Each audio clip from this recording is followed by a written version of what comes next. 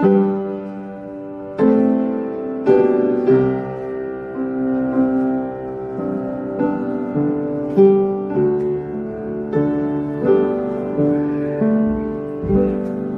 제목은 모든 것은 마음에 달려있다로 정했습니다. 여러분도 성경을 잘 읽고 계시겠죠? 그렇죠? 네, 웃고 마시면 안 됩니다. 네, 이래야죠. 네. 여러분이 성경을 읽고 공부하는 데 있어서 가장 효과적인 방법이 하나 있습니다. 그건 여러분이 읽는 성경 말씀을 통해서 다른 사람을 떠올리는 게 아니라 나 자신을 비춰보는 겁니다. 성경은 나 자신을 비춰보는 거울과 같다고 성경을 말씀하고 있습니다. 성경의 모든 말씀이 다 나에 대해서 하시는 말씀은 아닙니다. 그죠? 아브라함에게 주신 말씀도 있고, 또 유대인에게 주신 말씀도 있고, 이방인에게 하시는 말씀도 있고, 교회에게 하시는 말씀도 있고, 또 환난 성도에게 하시는 말씀도 있고, 그죠? 하지만 교훈적으로 적용해서 나를 비춰볼 수는 있습니다. 여러분이 성경을 읽을 때 어떤 말씀은 다른 사람에게 하시는 말씀이지만 나에게는 어떻게 적용될지 이렇게 비춰보면서 성경을 읽으시라는 겁니다. 구약의 유대인들에게 하신 말씀은 나에게 어떤 교훈을 주고 있는가? 또 신약의 교회에게 하신 말씀은 내가 믿음으로 잘 지켜가고 있는가? 이렇게 나 자신을 점검하면서 읽고 읽은 말씀을 믿음으로 행해야 합니다. 그러니까 성경을 읽으면서 또는 설교를 들으면서 이거는 누가 들었으면 좋겠다. 이거는 우리 딸이 들어야 되는데 이런 게 아니라 이런 생각을 하시지 말고 나 자신을 스스로 점검해 보시면서 읽어야 성경을 읽는 효과가 가장 크게 일어나는 겁니다. 오늘은 우리가 신약 성경이 말씀하시는 마음에 대해서 살펴보도록 하겠습니다. 데살로니가 후서 1장 11절입니다. 데살로니가 후서 1장 11절. 11절, 12절인데요. 두 절이니까 다 같이 한 목소리로 읽도록 하겠습니다. 데살로니가 후서 1장 11절, 12절입니다. 시작. 그러므로 우리도 항상 너희를 위해 기도하되 우리 하나님께서 너희의 부르심에 합당한 자로 여기실 것과 자신의 선하심의 모든 선한 기쁨을 성취하시고 믿음의 일을 권능으로 성취하실 것을 기도하노니 이것은 우리 하나님과 주 예수 그리스도의 은혜에 따라 우리 주 예수 그리스도의 이름이 너희 안에서 영광을 받으시고 너희가 그분 안에서 영광을 받게 하려 함이라. 지금 읽은 말씀은 바울이 기도한 내용입니다. 바울이 무엇을 어떤 내용으로 기도했는지가 나오고 있습니다. 이런 말씀을 읽으면서 우리도 다른 성도들을 위해서 기도할 때 무엇을 어떻게 기도해야 하는지를 배울 수 있고 우리도 이런 내용으로 기도한다면 우리가 보다 더 성경적인 기도를 할 수 있게 되는 겁니다. 본문을 보시면 바울이 다른 성도들을 위해 간구했던 것들을 보면 대부분은 어떤 물리적인 것은 없습니다. 그렇다고 해서 다른 형제 자매님들의 물리적인 필요를 구하는 게 잘못되었다는 건 아닙니다. 다른 사람을 위해 기도하는 그 자체가 하나님이 기뻐하시는 거기 때문입니다. 다만 물리적인 게 우선은 아니라는 겁니다. 본문 말씀처럼 우리 안에서 예수님이 영광을 받으시고 예수님 안에서 우리가 영광을 받게 되게 하려는 것 대부분이 이런 영적인 복과 관련된 것을 구해야 하는 겁니다. 성경은 분명하게 구원은 하나님의 은혜로 받는다고 말씀하고 있습니다. 찾아보겠습니다. 에베소서 2장 8절입니다. 에베소서 2장 8절.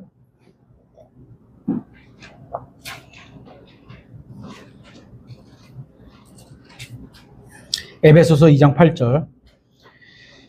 너희가 믿음을 통해 은혜로 구원을 받았나니. 믿음, 은혜 다 하나님과 관련된 거죠. 받았나니 그것은 너희 자신에게서 난 것이 아니요 하나님의 선물이니라. 이거 읽을 때면 저는 항상 좀 흠정하게 아쉬운 게 하나가 있습니다. 영어 성경을 보면 하나님의 은혜가 먼저 나오고 그리고 믿음이라는 by faith라는 믿음으로라는 게 뒤에 나와요. 그래서 하나님의 은혜로우심 때문에 그죠? 믿음이라는 방식으로 우리가 구원받는다. 이렇게 성경이 순서가 되어 있거든요. 근데 여기는 믿음을 통해를 앞에다 놓다 보니까 한글 번역 우리 보통 한글 번역할 때 뒤에서부터 이렇게 번역하잖아요. 그러니까 그게 좀 아쉬운 것 같아요. 이거는 흠정이건. 성경은 혼의 구원에 있어서 사람의 어떤 행위에도 없이 하나님의 은혜로우심으로 말미암아 믿음을 통해서 받는다고 말씀하고 있습니다. 그리고 하나님께서는 누구든지 예수님을 믿으면 영원한 생명을 값없이 주시겠다고 약속하셨습니다. 이것도 찾아보겠습니다. 요한복음 3장 15절입니다. 요한복음 3장 15절.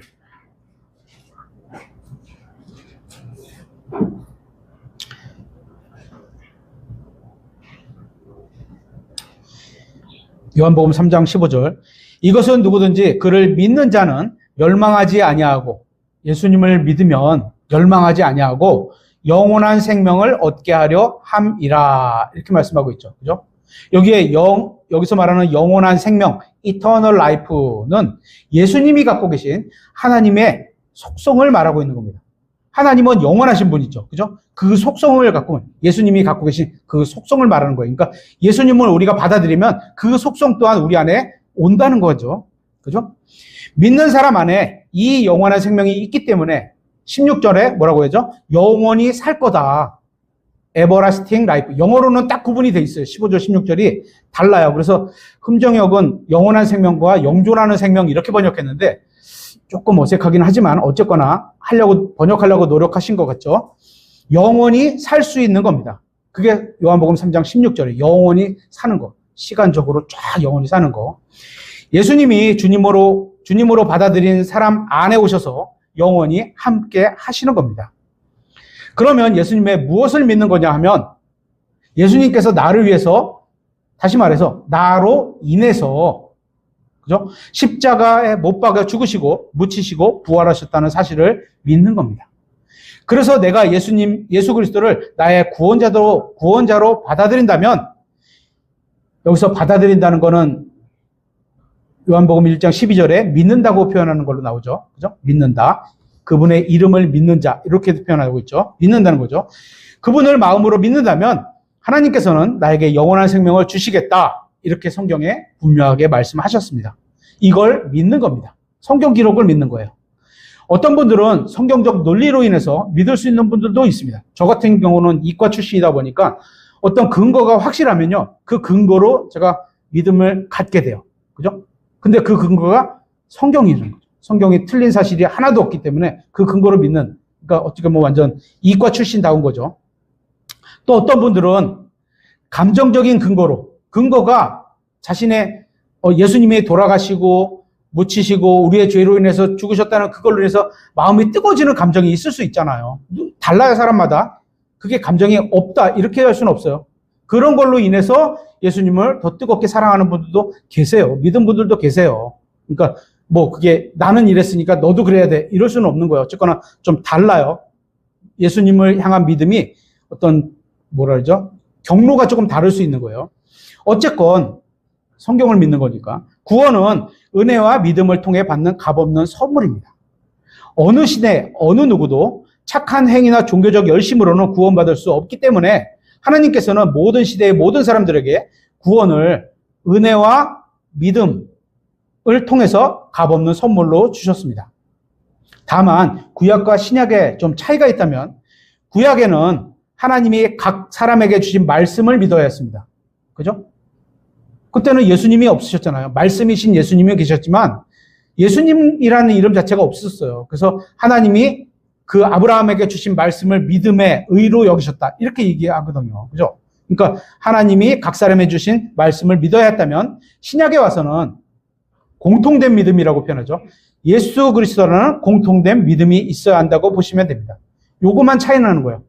예수님과 예수님에 대한 성경에 기록된 말씀을 믿는 거, 요게 차이가 나는 거예요. 이렇게 구약과 신약 모두 다 하나님의 은혜로 믿음을 통해서 구원받는다는 복음의 기본적인 구조는 똑같습니다. 하나님께서는 구원받기를 원하는 모든 사람들에게 하나님께서 정하신 길을 통해서, 그죠? 아무렇게나가 아니야. 꼭 유일한 방법, 그거 하나밖에 없어.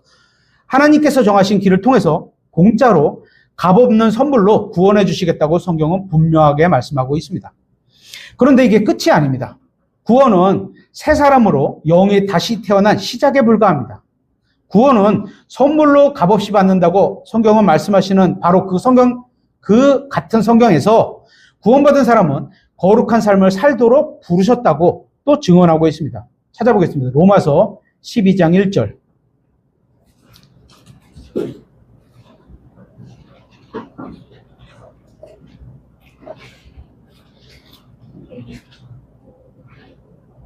구원받은 사람은 어떻게 살아가야 되느냐.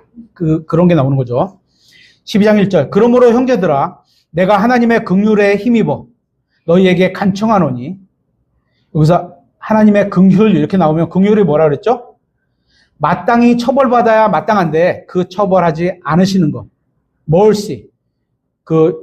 다른 번역본에서는 이걸 자비 이렇게 번역했어요. 근데 이 자비가 불교에서 너무 많이 쓰니까 사실 자비가 그러니까 영어 성경을 찾아보면 자비가 더 가까운데 불교에서 많이 쓰니까 우리가 자비란 용어를 잘 안 쓰죠. 어쨌거나 자비와 똑같은 의미를 갖고 있는 게 mercy고 흠정역 성경은 긍휼이라고 번역을 했어요. 그래서 이 하나님의 긍휼 이렇게 보면 뭐예요? 마땅히 처벌받아야 되는지 처벌을 하지 않는 거. 이게 긍휼이에요. 그럼 뭐예요? 여기 의미를 보면 내가 하나님의 긍휼에 힘입어 너희가 잘못했는데도 불구하고 내가 책망하지 않는다. 하나님이 그렇게 하셨기 때문에. 그런 의미로 뒤에를 이해하시면 좋겠어요. 힘입어 너희에게 간청하노니 너희는 너희 몸을 거룩하고 거룩한 삶을 살라는 거죠. 몸만 거룩하면 돼요? 아니죠. 마음과 생각과 모든 것을 거룩해야죠. 그게 몸의 행실로 나오는 거예요. 마음은 안 거룩한데 겉으로 보여지는 행실만 거룩한 거. 그런 말을 하시는 게 아니에요. 지금 이건. 거룩하고 하나님께서 받으실 만한 살아있는 희생물로 드리라. 그것은 너희의 합당한 섬김이니라. 성경은 우리가 아무 행위가 없이 구원받을 수 있죠. 그죠? 끝.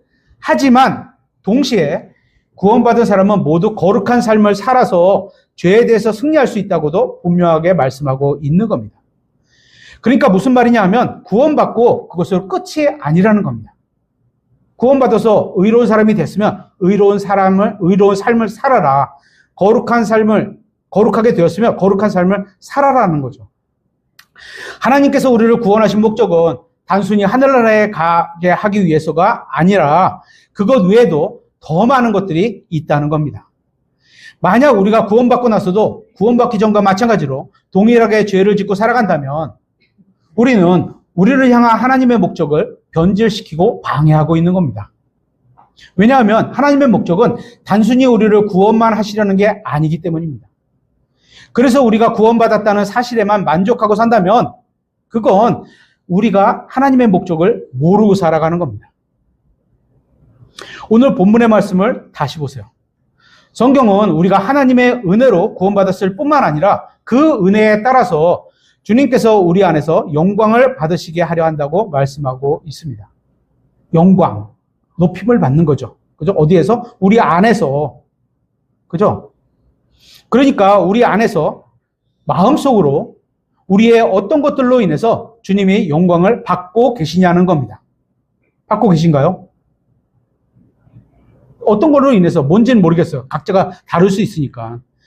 주님께 영광을 돌려드리는 방법이 다양하게 있을 수 있습니다. 예를 들어서 찬송을 들어서 영광 받으실 수도 있고, 그죠? 또 감사의 기도를 통해서 영광을 드릴 수도 있겠죠. 어떤 사람은 대중 앞에서 자신의 업적을 하나님께 돌리면서 영광을 돌리는 분들도 있으실 겁니다. 예를 들어서 스포츠 유명 스타나 아니면 연예계의 어떤 대상을 받는 사람이 다른 거를 다 제쳐놓고 하나님께 감사하다는 표현을 딱 하는 이런 거 있을 수 있잖아요. 그죠? 그런 자리가 쉽게 오지도 않지만 그런 많은 사람 앞에서 TV에 방영되는 데서 그렇게 하나님께 영광을 돌리는 게 쉬운 일도 아니거든요. 그죠? 주님께서 원하시는 바는 우리 안에서 이런 게 있어야 한다는 겁니다. 그죠? 구원만 받고 끝이 아니라는 거예요. 구원받은 우리가 단순히 죄를 짓지 않는 인생을 살 뿐만이 아니라 당연히 앉아야 되겠죠. 그죠? 아니라 하나님께 기쁨을 드리고 또 영광을 돌려드리는 삶을 살아야 한다고 말씀하고 있는 겁니다. 바울이 지금 기도하는 내용이 불가능한 내용을 구하고 있는 게 아닙니다. 우리도 그렇게 살아가야 한다는 거죠. 그러니까 우리 안에서 예수 그리스도께서 영광을 받으시는 것, 하나님께서 영광을 받으신 것, 이걸 위해서 바울이 기도한 것이고, 누구? 다른 성도들이 그런 삶을 살도록 하도록 살아가기 위해서 기도하는 것이고, 우리도 그렇게 살아야 한다는 겁니다. 다시 말해서 그게 불가능하지 않다는 겁니다. 한번 생각해 보세요. 우리는 이전에 살았던 그 누구와도 비교할 수 없을 정도로 하나님을 기쁘시게 하기에 정말 쉬운 시대에 살고 있다고 생각합니다. 만일 여러분이 구원받았다면 여러분이 성경을 많이 알든 잘 모르든 상관없이, 또 구원받은 지 오래되었든 아니든 상관없이, 나이가 많든 적든 상관없이 여러분 안에는 성령님께서 거하고 계십니다. 그죠? 고린도전서 6장 19절에 그렇게 말씀하시죠. 그리고 그 성령님께서는 여러분을 모든 진리 가운데로 인도해 주고 계십니다. 요한복음 16장 13절에 말씀하셨죠.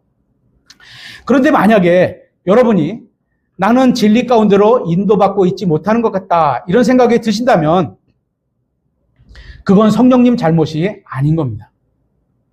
성령님은 신실한 하나님이시기 때문에 자신이 하신 약속을 신실하게 지키십니다. 그러니까 성령님은 믿는 우리 안에 와 계시면서 우리가 하나님께 기쁨을 드릴 수 있는 삶을 살 수 있도록 진리로 인도해 주시고, 그렇게 살 수 있도록 능력을 공급해 주고 계십니다. 이것도 한번 생각해 보세요. 구약시대 성도들은 이런 기회를 받은 적이 없었습니다. 구약시대에도 성령님께서 성도들 안에 들어오신 적은 있습니다. 구약 성경에 보면 성령님께서 위에 임하시기도 하고 안에 들어오시기도 하고 함께 계시기도 하세요. 성경에 보면. 영어로 보면 확실히 차이 나거든요. 그런데 지금 우리 신약은 어떻죠? 우리 안에 완전히 와 계시는 거예요. 그죠? 우리가 행실이 어떻을 때 그냥 떠나가지 마라. 다윗이 그런 기도를 하잖아요. 그죠? 나의 행실이 이러니까 떠나가지 마옵소서. 이런 기도를 하잖아요. 구약시대는 그렇게 됐었어요. 근데 신약은 그렇게 안 되는 거죠. 와서 그냥 확 앉아 계신, 이 안에 거주하고 계시는 완전히. 그죠? 일시적으로 들어오거나 위에 임하시죠. 구약시대는. 그래서 사울 같은 경우에 하나님의 영이 떠나셨다고 말씀하고 있는 겁니다. 오늘 우리가 살펴보는 것은 이런 내용이 아니니까 자세히 보진 않겠지만, 어쨌건 신약시대에 우리가 성령님을 받은 것과 구약시대의 대언자들에게 임했던 것과는 분명히 다른 형태라는 것을 알 수 있습니다. 또 우리는 성령님을 받았을 뿐만 아니라 우리가 이해하기 쉬운 우리의 언어로 된 하나님의 말씀을 가지고 있습니다. 각자 다 갖고 계시죠. 하지만 구약시대의 모든 성도들이 하나님의 말씀을 가지고 있었던 건 아닙니다. 또 신약시대라고 해도 1900년도 이전까지는 평범한 모든 사람들이 다 하나님의 말씀을 가지고 있던 게 아니었습니다. 특히 1400년도 이전 시대처럼 인쇄술이 발명되기 전에는 성경을 개인적으로 다 가지고 있을 수는 없었습니다. 그나마 특별한 가정이거나, 예를 들어서 왕실, 이런 가정이거나, 아니면 모임에서 하나 정도씩 갖고 있을 수밖에 없었습니다. 그래서 성경에서도 바울이 편지를 서로 돌려보라, 이렇게 표현하고 있는 겁니다. 서로 돌려봐라. 그런데 우리는 다르죠. 우리는 다 성경을 가지고 있습니다. 더욱이 한 권만 가지고 있는 것도 아닙니다. 저도 집과 예배당에 한글 성경과 영어로 된 성경을 다 합치면 대략 20권쯤 있는 것 같습니다. 이제 골고루 여러 개가 있죠. 그만큼 6,000년 전 인류 역사나 2000년 신약교회 역사 동안에 이런 영적인 풍요를 누리면서 사는 사람이 없었다는 겁니다. 1900년대에 들어와서나 이렇게 하나님의 말씀을 모두가 다 누구나 가지고 있을 수 있고 누구나 읽을 수 있었다는 거예요. 예전에 읽은 책 가운데 이런 내용이 있었습니다. 책 제목이 기억이 안 나요. 오래돼서. 연봉 3,600만 원 정도면 전 세계에서 상위 1%에 들어간다는 겁니다. 연봉 3,600만 원이면 한 달에 300만 원이고 세금을 공제하면 약 270만 원 정도예요. 그게 상위 1%에 들어간다는 거예요. 또 연봉 2,500만 원 정도면 3%를 넘는다. 이렇게 표현하고 있습니다. 그럼 한 달에 얼마나 200만 원 받는 사람이 전 세계적으로 보면 3%밖에 안 된다는 얘기예요. 그러니까 지금 우리나라에 사는 사람들을 전 세계적으로 보면 엄청난 부를 누리고 있는 겁니다. 거기 그 책에 보면 집이 있고 집안에 화장실이 있고 또 차가 있고 컴퓨터가 있는 사람은 상위 5% 안에 들어간답니다. 대부분은 있으시죠. 그죠? 지금은 더 차이 나겠죠. 우리나라가 더 많이 잘 살아졌으니까. 우리는 전 세계 평균보다 훨씬 더 높은 엄청난 부를 누리고 살고 있습니다. 우리는 모두 하나님의 말씀을 가지고 있습니다. 더욱이 집에서 인터넷을 켜든 손에 스마트폰을 켜든 언제 어디서든 하나님의 말씀을 읽고 공부할 수 있는 재료가 너무나도 많습니다. 그러니까 재료가 없어서 내가 성경 공부를 못하겠다, 내 신앙이 자라지 않는다, 이런 얘기를 할 수가 없는 겁니다. 우리가 성경 말씀을 읽고 연구할 마음이 있다면 우리가 하나님의 뜻대로 완벽한 삶을 살 수 있는 조건이 다 갖춰져 있다는 겁니다. 그런데 여러분은 하나님의 뜻대로 살 마음이 있으십니까? 또한 우리는 자유롭게 교회에 갈 수도 있고 성경을 읽을 수도 있습니다. 여러분이 보신 신의 악단 영화에서처럼 보셨죠, 다들? 성경을 읽고 또 교회에 간다고 해서 누가 뭐라고 할 사람도 없습니다. 거기는 못 갔죠. 그게 자유롭지 않으니까. 간혹 욕하는 사람은 있겠지만 우리가 자유롭게 복음을 전할 수 있습니다. 또 기도 모임도 자유롭게 가질 수 있습니다. 또 우리는 자유롭게 하나님을 믿고 섬길 수 있는 기회를 가지고 있습니다. 이러한 기회는 인류 역사 6,000년 동안 살았던 사람들 대부분이 가지지 못했던 것이고 지금도 수많은 사람들이 이러한 자유를 가지지 못하고 있습니다. 그러니까 우리는 그 어느 시대보다 주님을 더 잘 섬길 수 있고 하나님의 뜻대로 살 수 있는 시대와 지역에 살고 있는 겁니다. 여러분이 원하기만 한다면 하나님의 뜻대로 살 수 있다는 겁니다. 그런데 다른 한편으로는 우리가 그 어느 시대보다 주님을 섬기기 어렵고 하나님의 뜻대로 살기 어려운 시대와 지역에 살고 있기도 합니다. 왜 그럴까요? 예를 들면 북한과 우리 남한을 비교하면 대한민국은 하나님을 자유롭게 섬길 수 있는 국가입니다. 하지만 북한은 하나님을 자유롭게 섬길 수 없는 독재 국가입니다. 그런데 만약에 북한에 아주 극소수이겠지만 그리스도인들이 있을 거잖아요. 그죠? 있게 있을 거잖아요. 지하교회라는 표현이 있는 것처럼. 북한의 그리스도인과 남한의 그리스도인들이 죽어서 그리스도의 심판석 앞에 섰을 때 각각에게 어떤 평가를 받게 될까요? 여러분도 한번 생각해 보세요. 지금 북한에 있는 그리스도인이 있다고 가정을 하고 있을 것 같으니까 제 생각에 가정을 하고 그분들과 지금 우리의 신앙을 한번 비교해 보세요. 제 생각에는 북한의 그리스도인들이 훨씬 더 많은 상급을 받을 것 같습니다. 왜인 줄 아세요? 대한민국의 그리스도인들은 하나님을 자유롭게 섬기는 자유와 기회와 조건을 가지고는 있는데 있다 이렇게 하고 끝나야 되는데 그리고 잘했다 이랬는데 있는데 다른 한편으로는 이 세상에서 누리는 어떤 풍요와 관심을 가질 만한 것들이 너무도 많습니다. 이처럼 지금 이 시대에는 하나님 말고도 관심을 가질 만한 게 너무도 많은 영적으로 굉장히 복잡한 시대가 되었습니다.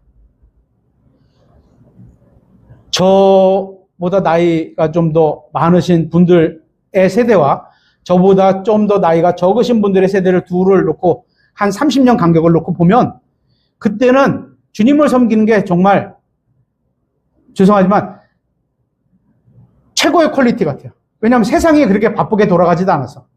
그리고 세상이 유혹하는 게 그렇게 많지도 않았어. 유혹하는 것들은 다 죄와 관련되어 있기 때문에 거절하고 갈 수 있는 상황이 됐어. 근데 지금은 너무나 많아요. 우리 젊은이들, 우리 어린아이들에게 이게 세상이 호객, 유혹하는 게 너무나 많아요. 그죠? 그래서 다른 한편으로 보면 우리는 그 어느 시대보다도 하나님을 기쁘시게 해드리기가 어려운 시대에 살고 있는 겁니다. 결국 지금 우리가 하나님을 기쁘시게 해드리고 하나님의 뜻대로 사는 게 쉽느냐 어렵느냐 이것은 우리 각자의 마음에 달려있는 겁니다. 여러분에게는 하나님을 기쁘시게 해드리고 하나님의 뜻대로 사는 게 쉽습니까? 어렵습니까? 만약에 우리가 예수님께서 십자가 위에서 돌아가시기 전에 살았다고 한번 가정해 보겠습니다. 그리고 우리가 구약시대 율법 아래에 살던 유대인들이라고 한번 가정해 보겠습니다. 우리는 정기적으로 회당에 모여서 하나님에 대해서 배우고 경배를 드려야 했을 겁니다. 만약에 우리가 율법에 기록된 대로 살지 않는다면 돌에 맞아 죽어야 했을 겁니다. 그래서 지금도 율법을 지켜야 한다고 하는 교회들이 있잖아요. 그죠? 그런 교회들은 제가 봤을 땐 다 돌 맞아 죽어야 돼, 그분들. 남아있을 사람이 없어요. 그죠? 구약시대의 율법 아래에는 불효하는 자식은 죽임을 당했습니다. 우리 은설이는 안 그럴 것 같으니까 물어볼게요. 아빠, 엄마 말 잘 듣죠? 그죠? 아, 감사합니다. 그래요. 구약에 살아도 죽지 않았을 것 같아요. 근데 구약에 살면 돌로 쳐 죽였어야 돼요. 자기 아들이 반항하는 아들이라고 공개적으로 선포를 하면, 부모님이 내 아들은 반항하는 아들이야. 그죠? 공개적으로 선포하면 그 마을에 있는 사람들이 돌로 쳐 죽여야 했습니다. 안 죽이면 죄예요. 그들도 맞아 죽어야 되는 거예요. 쳐 죽였어야 돼요. 이런 내용이 성경에 있습니다. 구약 성경 율법에 있는 거예요. 부정한 여인도 죽임을 당해야 했습니다. 잘하는 건 아니지만 우리도 한번 보죠. 부정하다는 게 꼭 외적으로 신체만 부정하지 않으면 되나요? 하나님 보실 때 마음도 부정하지 않아야 돼요. 그죠? 우리가 부지불식간에 운세를 이렇게 본다거나 운세를 본다거나 그죠? 그런 거 그죠? 복권 맞았는데 당첨되게 해달라 이런 거 한다거나 아니면 동전을 던지면서 축복을 빈다거나 이런 것들 모르잖아요. 이거 다 어떻게 해요? 부정한 거예요. 하나님 보실 때는. 함부로 우리가 육신이 더럽혀졌다고 그걸 함부로 욕하는 게 사실은 영적으로 덜 성숙한 사람이라고 생각해요. 우리는 어떤 사람은 육신적으로 영적으로 육신적으로 더럽혔지만 우리도 똑같이 영적으로 더럽히고 살아가는 사람이에요. 그들에게 육신적으로 더럽혔다고 손가락질하는 건 바리새인과 별반 차이가 없을 수도 있어요. 한번 고민해 보세요. 그런 거. 도둑질하거나 간음을 해도 죽임을 당했습니다. 이런 교훈 때문에 교회에서도 성적 부도덕과 영적 간음에 대해서 경고하는 설교를 합니다. 그죠? 하지만 교회에서는 간음, 음행 이런 거 했다고 해서 돌로 쳐 죽이거나 법적으로 처벌할 수는 없습니다.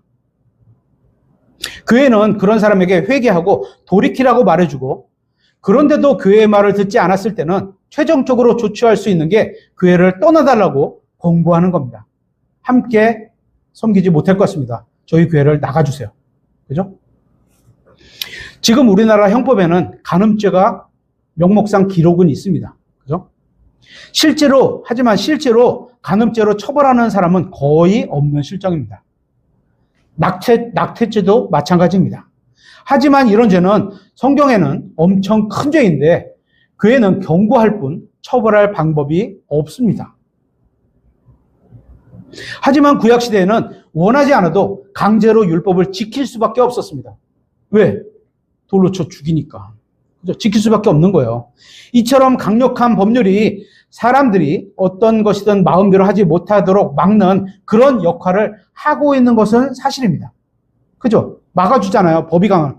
예를 들어서 싱가포르인가요? 꽁초를 버리거나 뭘 버려요? 씹은 껌을 뱉으면 벌금이 얼마라고 하죠? 굉장히 세다 그래서 도로가 깨끗하다고 하잖아요. 그죠? 그런 것처럼 어느 정도 막는 역할을 하죠. 그런데 교회는 다르다는 겁니다. 교회에서는 사람들이 바르게 살도록 하나님의 뜻대로 살도록 강요할 수는 없습니다. 마음의 문제인데 그게 강요가 되나요? 제가 막 강요한다고 마음이 진짜 그 강요에 따라가나요? 안 그래요. 삐뚤어 가요. 마음은 거꾸로 삐뚤어 가요. 겉으로만 하면 되는 거라고 생각하죠. 그래서 만일 우리 교회에서 누군가 간음을 있으면 안 됩니다. 그죠? 만일이라고 그랬어요.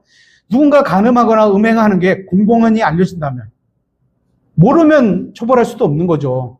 그죠? 하지만 공공연히 알려진다면 엄청난 죄를 지은 것임에도 불구하고 교회가 치리하고 징계를 가해야 한다면 어떻게 해요? 폭력, 또 가두고 때리는 린치 이런 거 할 수는 없는 겁니다. 그냥 우리 교회를 떠나달라고 할 수밖에 없는 겁니다. 교회에서 할 수 있는 최고의 징계는 교회를 떠나라고 퇴출시키는 것밖에 없습니다. 하지만 그렇게 해서 우리 교회에서 쫓겨난다고 해도 받아주는 교회는 많습니다. 그래서 많은 성도들이 하나님 앞에서 죄를 지어도 무서워하지 않는 겁니다.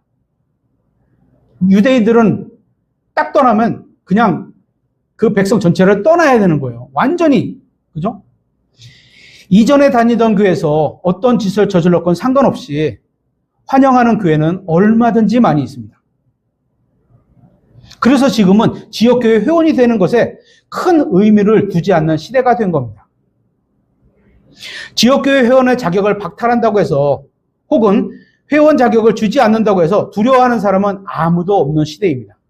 그냥 다른 교회로 가면 그만인 겁니다. 이렇게 교회는 다른 사람을 강제로 영적이고 거룩한 삶을 살도록 할 수 있는 방법이 전혀 없습니다. 교회는 성도 자신이 하나님 앞에서 거룩하게 살고 있는지, 마음은 바른지 살피게 해주고 예수님과 같은 마음과 생각으로 그분과 동행하도록 안내해 주는 겁니다.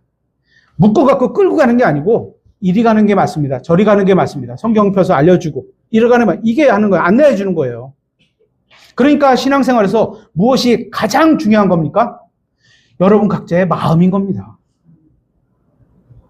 그래서 설교자는 청중에게 간청하고 권면하기도 하고 아니면 충교할 때도 있고 교리와 하나님의 말씀을 가르치고 교제를 나눌 수 있는 이렇게 할 수는 있지만 억지로 거룩하게 살게 할 수는 없는 겁니다.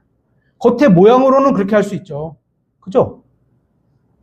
남편이 억지로 아내를 사랑하게 할 수도 없고 있나요? 설교 100번 하면 바뀔까요? 안 바뀌어요. 아내가 억지로 남편에게 순종하게 할 수도 없습니다. 설교 100번 하면 바뀔까요?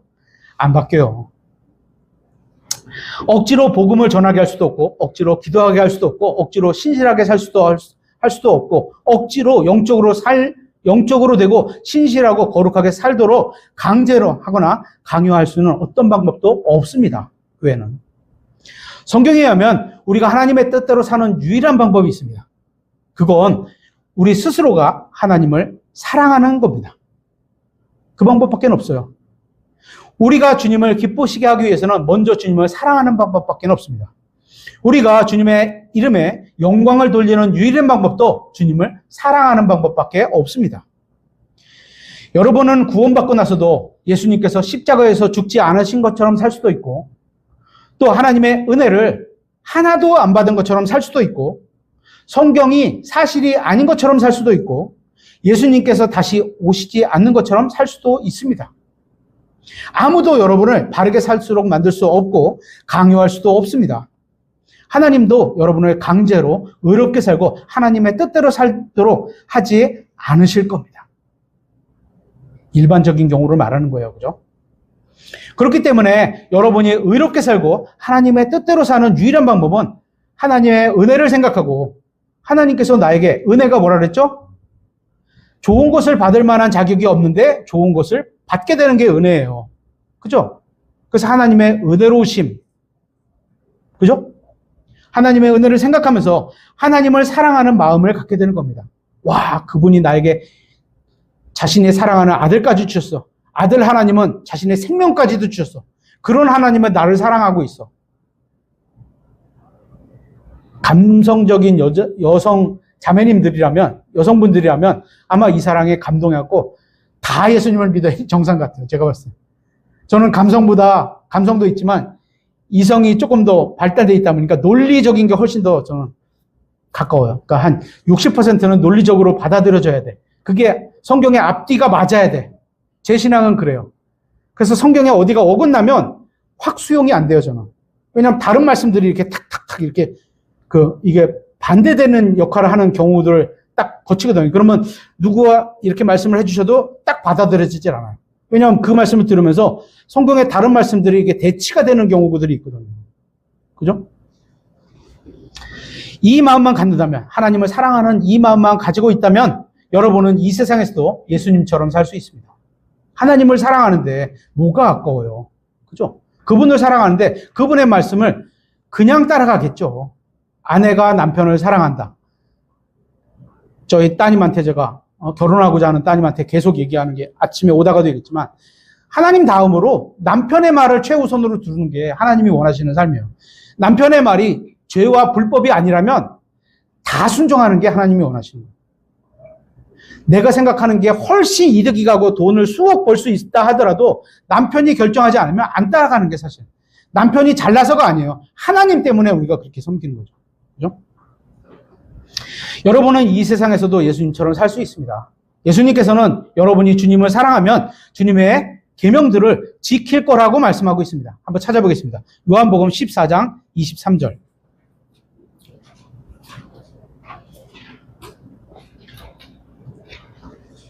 요한복음 14장 23절.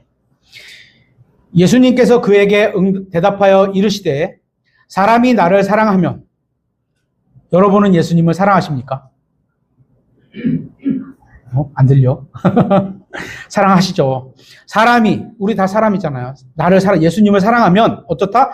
내 말을 지키리니. 지킨다는 게 두 가지가 되겠죠. 하나는 빼앗기지 않고 갖고 있는 것도 지키는 거고, 또 하나 지킨다는 것은 그것을 믿고 행한다는 것도 지킨다는 거죠. 두 가지 의미를 다 적용할 수 있습니다. 지키리니, 그러면 내 아버지께서 그를 사랑하실 것이요. 예수님의 말씀들을 지키면서 사랑하면 하나님이 우리를 사랑하신대요. 우리가 그에게 가서 우리의 거처와 그와 함께 있게 하리라.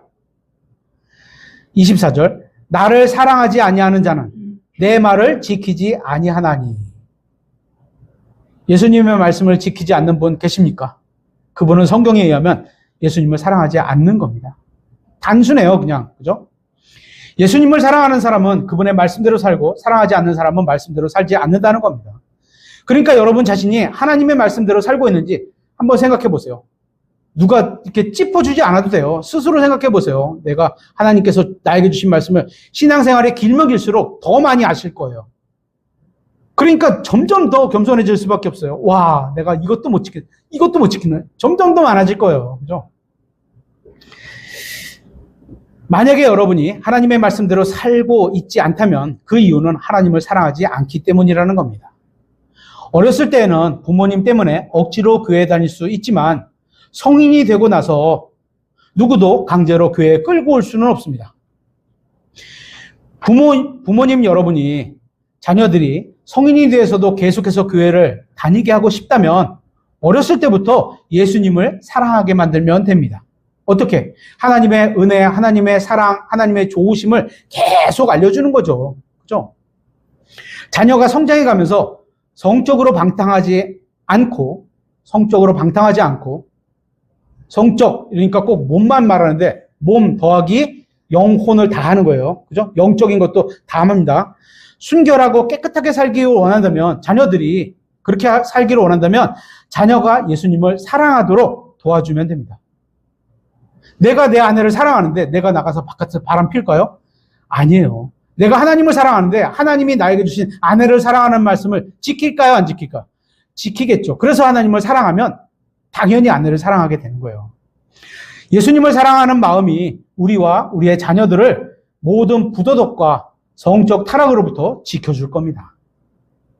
부모가 해줄 수 있는 거라곤 성경을 가르치고 본을 보이고 격려하고 경고하고 기도해 주는 것뿐입니다. 야, 너 나쁜 말하고 나쁜 행동했으니까 가다 놓고서 회초리 때리는 건 어렸을 때나 하는 거예요. 그죠? 자녀가 의롭고 거룩하게 살면서 하나님을 기쁘시게 하는 인생을 사는 것은 전적으로 자녀 개인의 마음에 달려있기 때문에 뭐뭐뭐 하지 마. 성경에 있는 대로 하지 마. 그랬더니 행동은 안 했어. 마음은 했어. 그게 올바른 건가요? 아니에요. 하지 말라고 그거만 안 하면 된다고 생각해, 자녀들은. 피해갈 방법이요, 무지기수예요. 그래서 그거 안 했다고, 당연히 안 해야 되겠지만 자녀들이 그거 안 했다고, 거룩하게 살았구나, 이렇게 볼 수가 있는 게 아니에요. 피해서 안 보이게 다 했을 수도 있어요. 그죠? 결국 방탕하게 살게 되는 겁니다. 하지만 자녀가 예수님을 사랑하는 마음을 가지고 있다면 방탕한 삶을 살지 않게 될 겁니다. 그러니까 신앙생활에 뭐가 제일 중요해요?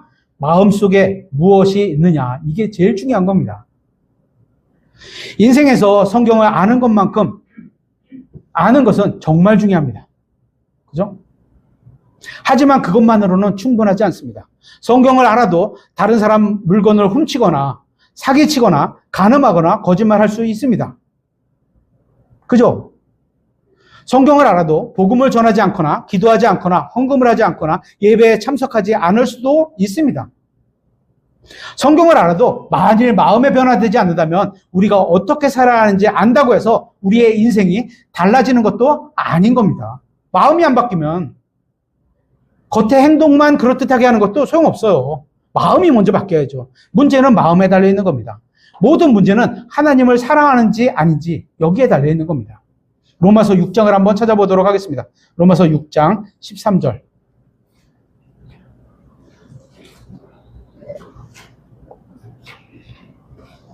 로마서 6장 13절. 너희 지체들을 불의의 도구로 죄에게 내어주지 말며.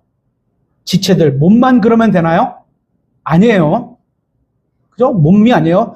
마음, 생각, 영과 혼 다 이런 거 영적인 기관들 다예요. 말며 오히려 너희 자신을 죽은 자들로부터 살아난 자들로서 하나님께 드리고 너희 지체들을 의의 도구로 하나님께 드리라. 너희가 율법 아래 있지 아니하고 은혜 아래 있으므로 우리는 율법 아래 있지 않습니다. 그래서 구약에서 말하는 유대인에게 주신 10계명 지킬 필요가 없어요. 하지만 신약에서 교회에게 주신 말씀에 겹치는 것들이 있죠. 그거는 신약 말씀을 통해서 우리가 믿고 따라가는 거죠. 그죠? 10계명의 구약에 주신 율법 때문에 지키는 게 아니라 똑같은 말씀이 우리 교회에게 주신 말씀이 있기 때문에 이걸로 믿고 가는 거지. 이것 때문에 이게 기준이 아니라는 거예요. 그죠? 보세요. 율법 아래 있지 않다고 얘기하잖아요. 그죠? 유대인에게 주신 11조, 유대인에게 주신 안식일, 유대인에게 주신 어떤 그 명절들, 우리는 그 아래 있지 않아요. 그죠? 은혜 아래 있으므로 죄가 너희를 지배하지 못하리라. 그러면 무슨 말을 하겠느냐? 우리가 율법 아래 있지 아니하고 은혜 아래 있으므로 죄를 짓겠느냐? 결코 그럴 수 없느니라. 너희가 어떤 사람에게 너희 자신을 종으로 내어주어 순종하면 너희가 순종하는 그 사람의 종이 되는 줄 너희가 알지 못하느냐? 혹은 죄의 종으로 사망에 이르고 혹은 순종의 종으로 의에 이르느니라. 하나님의 말씀에 순종을 하는 사람이 의로운 삶을 살아가고 있는 사람이라는 거죠. 그러나 하나님께 감사할지어다. 너희가 죄의 종이었으나, 엄청 감사한데요. 죄의 종이었으나, 그러나잖아요. 그죠?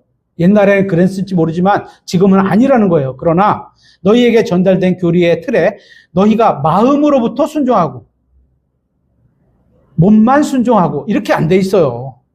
그러니까 마음에서 생각과 의도가 다 하나님의 말씀에 순종하는 그분의 뜻에 맞게 살아가려고 해야 된다는 거예요. 바울은 15절에서 은혜 아래에 있는 성도들에게 이야기하고 있는 겁니다. 우리에게 얘기하고 있는 거예요. 우리도 은혜 아래에 있기 때문에 같은 말씀으로 받아야 하는 겁니다. 여러분의 손은 여러분의 것이기 때문에 무엇이든 여러분의 마음대로 할 수 있습니다. 여러분의 발도 여러분의 것이기 때문에 여러분이 원하는 곳에 갈 수 있습니다. 마찬가지로 여러분의 인생도 여러분의 것이기 때문에 여러분 마음대로 살 수 있습니다. 만약에 여러분의 마음에 죄로 가득 차 있다면 죄를 짓게 될 겁니다. 반대로 여러분의 마음에 예수 그리스도로 가득 차 있다면 의롭게 살게 될 겁니다. 그러니까 여러분의 구원받았다고 해서 자동적으로 의롭게 살게 되는 것이 아니라는 겁니다. 죽어서 하늘나라에 가는 것은 사실이지만 그건 약속해 놓으신 거예요. 그죠? 그게 끝이 아니라는 거예요. 그건 시작에 불과하는 거예요. 그건 끝났어. 가기로 확정돼 있어, 이제. 무슨 일을 해도, 거부해도, 심지어 예수님 거부해도 하늘나라에 가는 건 변하지 않아. 하지만 이 세상에서 자동적으로 의롭게 살게 되는 것은 아니라는 겁니다. 무슨 말인지 아시겠죠? 그렇다면 여러분의 마음은 어디에 있으십니까? 여러분의 마음에 무엇으로 가득 차 있으십니까? 로마서 6장이 말씀하시는 문제의 본질은 단순히 옳은 일을 하느냐 잘못된 일을 하느냐 이게 아닌 겁니다. 당연히 옳은 일을 해야죠. 근데 본질은 그걸 말하는 게 아니에요. 본질은 바른 마음을 가지고 하느냐 잘못된 마음을 가지고 하느냐 이게 문제의 본질이라는 겁니다. 여러분의 마음이 자신을 사랑하는지 하나님을 사랑하는지 누구를 사랑하는지가 바로 문제의 본질이라는 겁니다. 여러분의 마음이 있는 곳에 여러분의 손이 가고 여러분의 마음이 있는 곳에 여러분의 발이 가고 여러분의 마음이 있는 곳에 여러분의 눈이 가게 될 겁니다. 그래서 마태복음 5장 27절에 이렇게 되어 있죠. 옛사람들이 너는 간음하지 말라 하고 말하였음을 너희가 들었으나 간음하지 말라. 그랬더니 육신적으로만 간음하지 않으면 돼. 라고 생각했던 거예요, 이들은.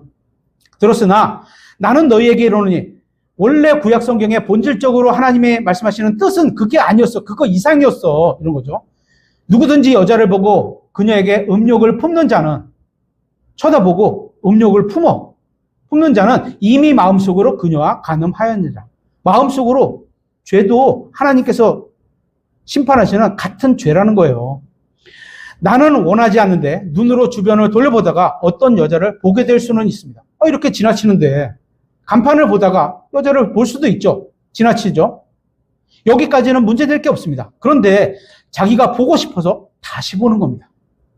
와, 저 여자 이쁘다. 샥 다시 보는 거. 이건 문제가 될 소지가 있는 거죠. 마음이 벌써 끌려서 넘어갔어요. 그렇죠? 여러분의 마음이 원하는 것을 여러분이 눈이 보게 되는 겁니다. 여러분의 마음은 어디에 있으십니까? 여러분의 마음이 변하지 않는다면 여러분의 말과 행위와 생활과 인생은 결코 변하지 않을 겁니다. 하나님은 여러분의 마음을 원하십니다. 하지만 여러분이 마음을 다해 하나님의 뜻대로 살고자 하지 않는다면 하나님께서도 여러분을 강제로 그렇게 살게 하도록 하지 않으실 겁니다. 그렇게 해주시면 좋겠는데, 그죠? 그렇게 하지 않으신다는 거예요. 여러분의 보물이 있는 곳, 거기에 여러분의 마음도 있습니다. 그런데 구원받은 사람들 대부분이 문제가 뭔지 아세요? 어떤 게 주님 앞에서 바르게 삶을 살고 있는 건지는 알고 있지만 그렇게 살고자 하는 마음이 없는 겁니다. 성경이 뭐라고 말씀하신지는 알지만 그렇게 하고 싶은 마음이 없는 겁니다. 외적으로는 거룩하게 사는 것처럼 보이지만 마음에는 거룩함이 없다는 겁니다. 구원받은 대부분의 사람들 문제는 성경 지식이 적어서가 아니라 마음이 잘못되었던 겁니다. 그래서 고린도전서 8장에서 음식 문제를 얘기하면서 마음에 대해서 이렇게 결론을 내립니다. 고린도전서 8장 10절에 지식이 있는 네가 우상의 전에서 음식 앞에 앉아 있는 것을 어떤 사람이 보면 약한 그 사람의 양심이 담대하게 되어 그도 우상에게 바친 그것을 먹게 되지 아니하겠느냐? 상황은 뭔지 아시겠죠? 그죠? 성경을 많이 읽으셨으니까. 그러면 내 지식으로 말미암아 성경을 많이 알아보니까 성경을 읽어보니까 신약 성경에서 말씀하실 때 우상에게 바치는 것도 아무것도 아니야. 그냥 자유롭게 주신 거에 감사하고 먹을 수 있어. 예를 들어서 초파일 날 4월 초파일이라고 그러나 그날 그 절에 가면 음식을 이렇게 주잖아요. 성경에 보니까 자유롭게 먹을 수 있어. 근데 같이 간 사람이 찜찜해 하는 거야. 예수님 믿는 사람이 이렇게 먹어도 돼? 이런 상황이에요, 지금 이게. 그죠? 그러면 내 지식으로 말미암아 그 약한 형제가 멸망할 터인데 마음이 찜찜하면 벌써 믿음이 없는 거잖아요. 그럼 죄라는 얘기예요. 그를 위해 그리스도께서도 죽으셨느니라. 형제가 그런 마음을 갖게 하면 우리도 실족하게 하는 죄를 짓게 된다는 거죠. 12절. 그러나 너희가 그렇게 형제들에게 죄를 짓고 그들의 약한 양심을 상하게 하면 그리스도께 죄를 짓느니라. 그러므로 만일 음식이 내 형제를 걸려 넘어지게 하면 절에 가서 음식을 먹는데 이거 먹어도 돼 찜찜해 하면서 먹긴 먹었어. 마음에 계속 부담이 갔다 왔는 데 있어. 이렇게 하면 나는 세상에서 있는 한 고기를 먹지 아니하여 내 형제가 걸려 넘어지지 않게 하리라. 무슨 마음인지 아시겠죠? 바울의 마음이. 바울의 말은 이제 자신은 구약의 율법 아래 있지 않기 때문에 자신이 원하는 것을 무엇이든 할 수는 있지만, 먹을 수 있지만 자신이 먹는 무엇으로 인해서 다른 형제 자매들을 실족하게 하는 거라면 그게 무엇이든지 먹지 않겠다는 겁니다. 왜냐하면 바울은 음식보다 형제를 더 사랑했기 때문인 겁니다. 다른 표현으로는 그리스도의 사랑이 자신의 마음에 넓게 부어졌기 때문이라고 말하는 겁니다. 같은 교회 안에도 똑같은 하나님의 말씀을 읽고 또 같은 교회에서 말씀대로 살고자 하는 사람들이 있고 그럼에도 불구하고 어떤 사람은 자신에게 너무 무리한 요구라고 생각하는 사람들도 있습니다. 같은 설교를 듣고 같은 성경을 읽는데도 이것은 교리적인 문제가 아니라 마음의 문제인 겁니다. 이건 누구를 사랑하는가의 문제인 겁니다. 그래서 바울은 그리스도의 심판석 얘기를 하면서 마음에 대한 이야기를 하고 있는 것을 보게 됩니다. 마지막 구절인데요. 한번 찾아보겠습니다. 고린도 후서 5장 10절입니다.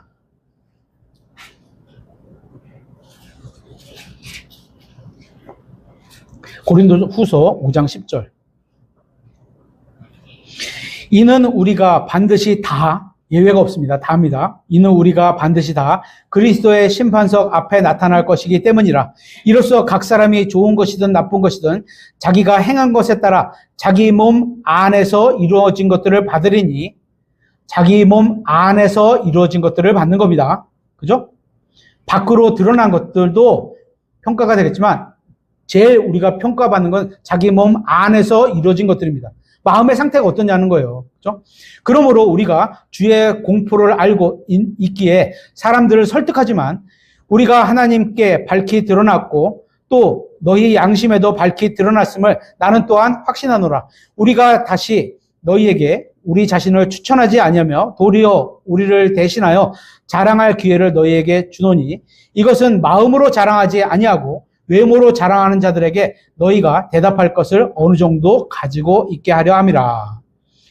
우리가 단순히 교회에 다니는 것과 그리스도인의 삶을 사는 것과는 엄청난 차이가 있습니다. 바른 교리를 믿고 바른 성경을 사용하는 건 잘하는 겁니다. 그렇게 바른 교리와 바른 성경을 믿지만 어떤 사람들은 바람을 피우고 어떤 사람들은 사기를 치고 어떤 사람들은 도둑질하고 어떤 사람들은 거짓말하고 어떤 사람들은 우상숭배하고 이런 사람들도 있습니다. 그렇기 때문에 겉으로 보이는 것과 비교할 수 없을 정도로 중요한 것이 바로 사람의 마음입니다. 우리가 바르게 살도록 강제하는 게 있는 건 그건 율법이 아니라 그리스도의 사랑이라고 성경은 말하고 있습니다. 계속해서 15절에 고린도 후서 5장 13절에 우리가 만일 미쳤어도 그것은 하나님을 향한 것이요. 여러분은 미치셨습니까?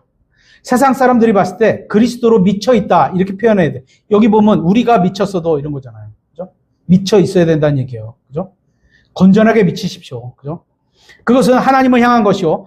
정신이 온전하여도 그것은 너희를 위한 것이니 이는 그리스도의 사랑이 우리에게 그 일을 강제하기 때문이라. 뭔가를 우리가 강제하게 할 수 있는 게 뭐라고요? 그리스도의 사랑을 우리가 알고 그분의 사랑으로 인해서 섬기는 것, 그분의 사랑으로 인해서 잘하는 것, 이런 거죠. 우리가 이같이 판단하노니 곧 한 사람이 모든 사람을 대신하여 죽었으면 모든 사람이 죽었느니라.